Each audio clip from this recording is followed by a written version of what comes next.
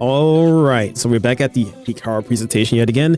Today we're going to be talking about the 2.2 story quest and how I feel about it, the review of it. Of course. It's taking me a while to think of which way I want to go about this, but I feel like I just went with a PowerPoint presentation instead, just to yap out my ideas. So let's get into it. Yes, it's kind of reused, but yeah, we're getting into it. All right, so the overview of the story, it focuses around an Obo-Scar launch attack on the exalted space called corporation greed, military corruption, and revenge plays a part of motivation for the characters, the vehicle for storytelling.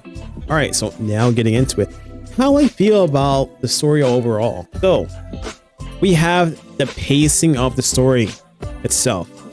This story was of a faster pace, which I really love because back in 2.0 was pretty slow, pretty sluggish. Turtles really kill it. So, yeah, it really derailed some enjoyment of it, and plus it's being forced onto you. Of course, in the later half of 2.0, the story picks up and ramps up a little bit. These are normally in gacha games, the introduction stage of stuff, the soft restart or reset of a game. All right, so the cast of characters are interesting in their own unique way. Each of them have a personality which felt like a sisterhood amongst them, including Isolde. Okay, they seem to stand out. Of course, Soldier 11 doesn't really play a role in this. I'm a yap all over the place, but she's in the later parts of this. The Yunquei Summit fashion was less appealing. I like Yishuan's appearance, hot, but even I made a video of her scamming people. She scammed me of being an actual, drilling character. She kind of has this personality just like absent-minded, which is sure, yes, that's how she is, but this doesn't really stand out much as a character. And of course, Miyabi kind of has this too, but Miyabi is really cool and everybody looking forward to her. Plus, Yunquei Summit, they just didn't pop out as much. Panda, he didn't really do nothing. Kung Fu Panda, I didn't see this guy cook up a meal other than his ult. All right, so the pace is more immersive, throwing you right into joining new characters right off rip. Okay, that was very important. It was a really good thing for them to do to get us involved, and it felt like the introduction to the attack, the assault and the exalted space was really good. And let's just play different characters. It's like, yes, our MCs, Bella Wise, whoever one you picked, still had a role in it, but it's just like they kind of like in the back seat of this, and the other characters are playing their role, as the lead role, as they should. Yeah, we're just a supporting character as usual. Missions felt like you were in a mission and you're going to do business. All right, so that they really made it immersive for that one. It just felt like as the beginning parts are going to assault the base, going back in there, being sent back out, and then like the final mission, the final operation. It was like the tone shift for that one, and I really like that. Okay, pacing the story to dislikes. Ooh. Just like moments when the story kind of slowed down when it see expecting weapons, of course. Yes, as I said here, could have been just done in compound instead of drawing it out because, reading the text dialogue, I kind of want to skip through it. To me, it was like she was Snow White from Nikkei doing the repairs. All just for her to know that MC's eyes are modified. And that she says, like, we're like her in a way. We're like her kind. Assuming that we come from the same academy. Okay, being stuck in immersive storytelling where you couldn't do the dailies. Okay, so at some point, spoilers, you guys shouldn't be on this video anyway. At a part in the story where the military locks you down, it is necessary for you to feel like you're actually locked down from doing anything, which is actually a good thing, but I can understand what people who have a little bit of time. It's like, I don't like this and whatnot, which is understandable. So a little iffy about that, but yeah. It didn't really affect me, but I feel like people would dislike it. So, Soldier 11, not having any other voice lines in 2. A lot of people noticed this as she was like a forgettable character throughout this. So yeah, goes on to the next point. Yeah, just no comments on her being a clone, just like Orphan is. It just kind of ruins the vibe a little bit. But I guess it does shorten the story, but it just like, if they're going to do something with Soldier 11, better do it in the next patch or something like that. If it evolves, Ambi, please. Watching Sarah's goofy ass running animations, that really killed it. Like, she has so much aura being this bad person, but she has this NPC default run. It just looks horrible. All right, so the awkward puzzle for them to have like voice dialogue amongst each other, it really felt kind of hollow. Like just running as a big blue in a puzzle, just make that like a comic panel, just them talking or something like that. I know it's like a filler, but yeah, please. Kind of killed a little bit for me. No warning, the dialogue cut off. So a lot of people don't have the instant to stop in the story, like you're battling and you kill the enemy too quickly, you skip a lot of dialogue, and if you're moving to certain zones, to certain quest points, if you interact with that character or go within their space, the cutscene automatically starts. That's kind of like, kills the vibe. Do note this is more like a discussion video itself, just my review of it. It is no Isolde gameplay perspective. Okay, you guys can't really see it too much, but you can see it now. No Isolde gameplay, where my head is at. She is a pretty much a playable character at the end of the story itself, with that one fight. I just feel like if we just had her perspective and how she go about things and how she interact with some people, some missing out like a side story will be nice. Nikkei has that for a certain character who decided to do certain things and they were tortured and now they have a new body. Being able to play Orphe and Sia, as I said this already, like you get to play this character right off rip, it just definitely does help tell a different perspective from their side of things, and it just helps engage it more, just a little more dynamic. So you're just playing one character running throughout. So yes, showcasing the teams that you play with, mainly what you're gonna be playing with. It was pretty cool and I really did enjoy it. All right, so some better story presentation. Additional comic panels. They actually did this. Really good. It was lacking in some of that in the first, 2.0. I think it got a little bit more of it in the 2.1. Damien's, you know, I like Damien a lot. This guy's cool. Yeah, Alice one, and we have more voice lines including the combat. So like during combat, the characters interact with each other, which is pretty nice. It feels more immersive that way. Nice, good. Multiple characters, multiple dialogues. Felt more depth conversations with Wade with emotions. Okay, so you guys can, you know, there was a lot of dialogue that happens throughout the story. I know this, I'm doing this like probably like close to 10 days late. I did it when the story first came out, so I felt like there was a lot more at stake when they spoke, especially like the middle to later half of things, and I really did like it. So characters actually dying to help tell a darker story. So yes, soldiers of the old era dude dying off, the comic panel of that, we didn't actually get to see it, but just like a panel itself, like, oh, people die, radio chatter, people die, sound effects. Yes, it really helped. Almost felt like I was playing Girls Frontline 2 all over again. Lucro, one of the business people in the personal Lomix, he died. I wish I kind of seen him die. Major General Lorenz, when you know who did what they had to do. Yo, that was a great cinematic. I just wish I wasn't spoiled on the image of him dying when I was on Twitter. The perspective of the main villain and the build up to the ending. Yes, when you see Isolde just towards the end of the story, before the final operation, or during the final operation, sort of.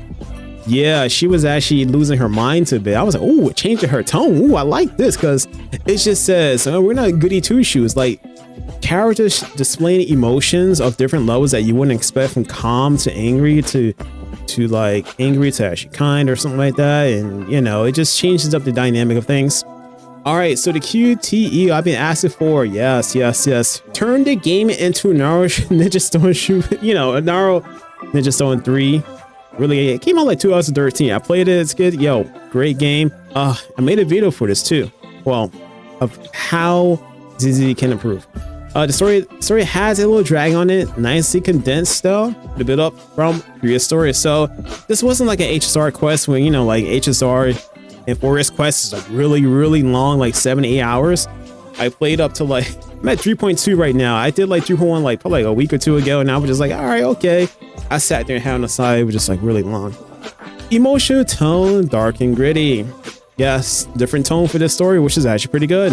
This is what I made by QTE in Naruto Ninja Storm. Just look at this here. So this is what they turned the battle into, the last battle, the duel itself, which I really did like. If we have more, this is really good. I did want to do a video. This was the QTE we kind of got. This is the QTE we kind of got right here. You're still a child. We should do this more often. To me, revenge. And kind of show different things like this. All right, I'm pause it there. Now this is where it should have went, and how I wanted the story to truly end, where you have all the characters, the allies versus Isolde, for not just the duel, but to defy the boss. For the duel itself, this should happen to Orphe and Isolde. Just more dragged out, more and more cinematic. This is like a 12-year-old game, by the way.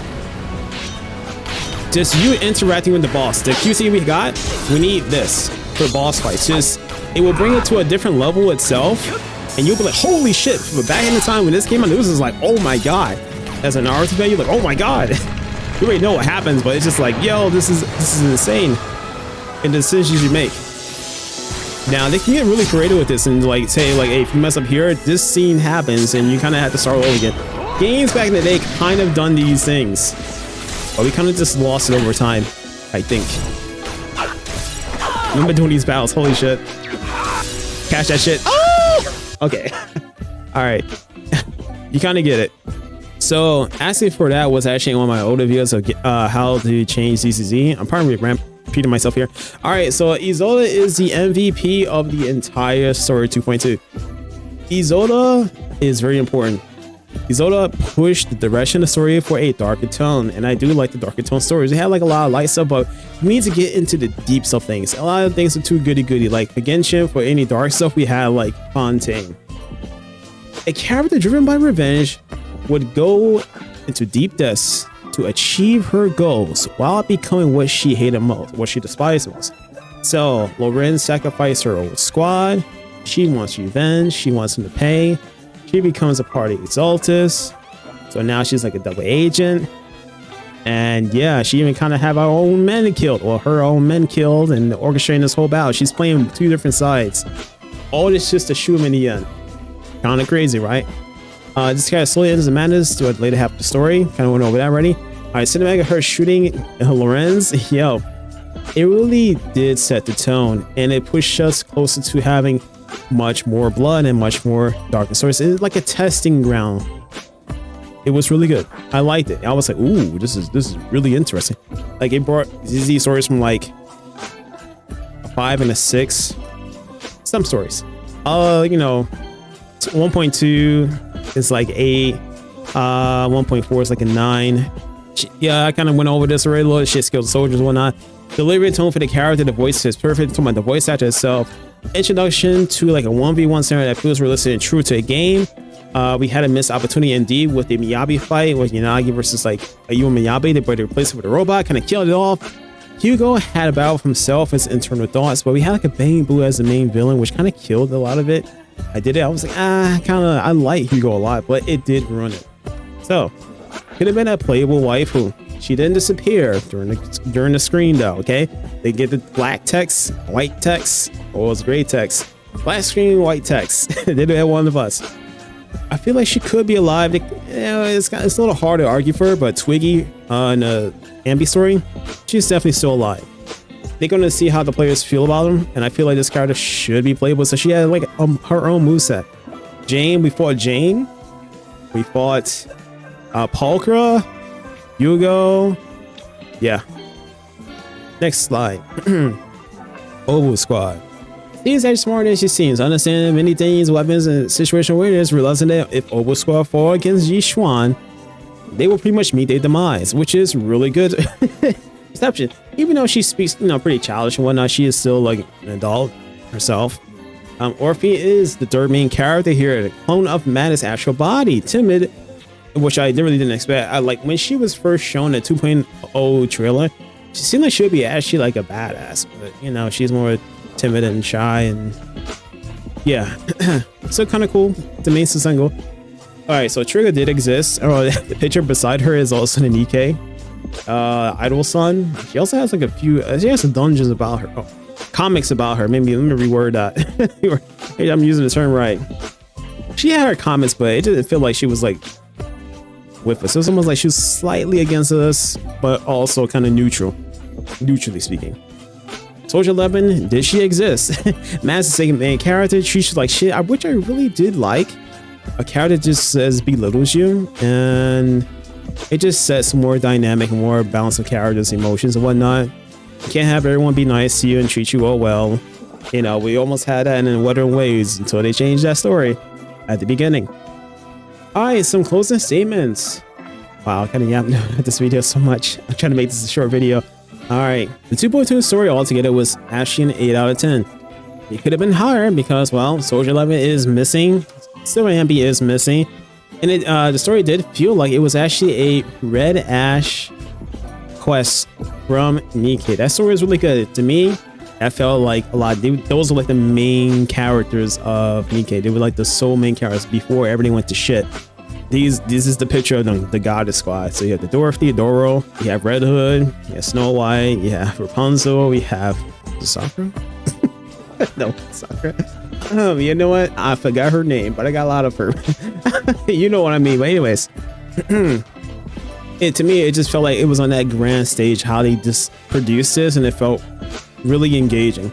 So not enough Damien. Yeah, it wasn't enough of him. He really did stood out in the 2.0, 2.1 quest. I really heard a lot about him. It looked like he was like a character from like Final Fantasy 7. Anyways, so no one cares about Zhao. Mainly me, myself, of course. Like when I saw her, I was just like, no, I do not want to play this character. I don't want to necessarily roll for her. She was part of the Crumpets crew, whatever it's called. And I guess they handle other affairs. And she has a control of what Damien does, I believe. I just feel like this character should be paired with Damien for on-field battle. They are shown together in the trailer.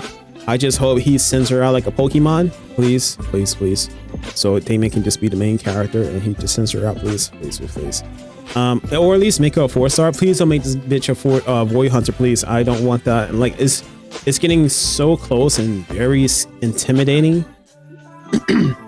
Very scary that she's going to be a Void Hunter, which one of my nightmares. People said when she first showed up, but I really don't wish that on anybody. Don't wish this person a furry or anybody. Okay, so when the NPCs like the personal limits guy perished or he died, we find him. I kind of just want to see the cinematic of that or what happened to him, and then we just go ahead and find him. And also we need like blood in this game. We need like blood on the floor. This is show like the darkness, the cruelty of this scenario we are facing. It's too bright outside. It's too sunny outside. Just make it like really a horrific feeling, like despair. Yeah. So yeah, hopefully I kind of like just yapped enough that you guys kind of get where I'm coming from. Yeah, it's not like really a script, but just bullet points, and just kind of speak up on it. I was unsure how I want to go about this for a few days, for what, weeks itself. But I really did enjoy the story. It just felt like it really does rival 1.4. They're like on the same level, and right underneath that, really close, is 1.2 story. And then, yeah. So anyways, thank you very much for watching. Hopefully, some people can see it my way how I view things itself. Like if you're someone who like really likes ZZZ for what it is, you can probably say, and you've been through all the story, you can probably say it's like a really good story. It's like a high 8 or a 10, but I'm a little more critical of it because there's certain things that's missing in it for it to make me feel like, yes, this is the right way. Like, I can't say it's perfect. I will say it's really, really good, but they can make some fixes and do more things I will want. In terms of story, just don't do the 2.0 story all over again. Yeah, for me, that was kind of like, if I'm really critical about it, that was like kind of like a 4 to like a low 6. It's all right, but you know, I did like when we get to experience in that. Also, Yishuan, only because she's hot. Anyways, I will see you guys next video. Hikaro out. Peace. Like, comment, subscribe. Hear your thoughts. How you feel about the story. I also will be uploading videos of my reactions to this. I just considered it, but then I'm running out of space on my driver, so I'm gonna have to upload stuff again. So yeah, Hikaro out. Peace.